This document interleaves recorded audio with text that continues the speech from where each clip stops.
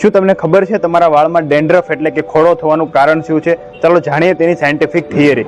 વાળમાં થતા ડેન્ડ્રફનું મૂળ કારણ છે આ મેલાસોડિયા ગ્લોબોઝા નામની ફંગસ કે જે માથાના કંઈક આ રીતે ચામડીને ભાગ કરી નાખે છે. તો જાણીએ કે આ મેલાસોડિયા ગ્લોબોઝા નામની ફંગસ એ માથાના વાળમાં શું કરે છે. સામાન્ય રીતે દરેકના માથા પર આ મેલાસોડિયા ગ્લોબોઝા નામની ફંગસ છે હાજર હોતી હોય છે, પરંતુ અમુકના માથામાં આ ફૂગ વધુ પ્રમાણમાં હોય છે. તેનું મૂળ કારણ હોય છે માથાનું જે સિબમ.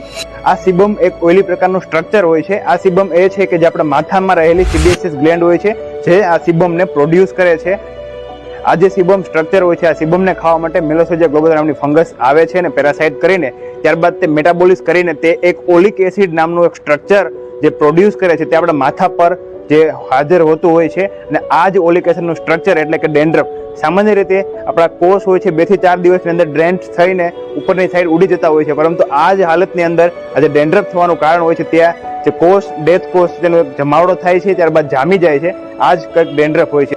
ઘણી વખત ડેન્ડ્રફનું આ ઇન્ફેક્શન એ સિવિયર કન્ડિશનમાં ટ્રાન્સફર થતું હોય છે, તેને આપણે સિબોરિક ડર્મેટાઇટિસ કહીએ છીએ. તો આ વિડીયો કેવો લાગ્યો તે કમેન્ટ કરીને જરૂરથી જણાવજો અને આ વિડીયો શેર કરજો, લાઈક કરજો.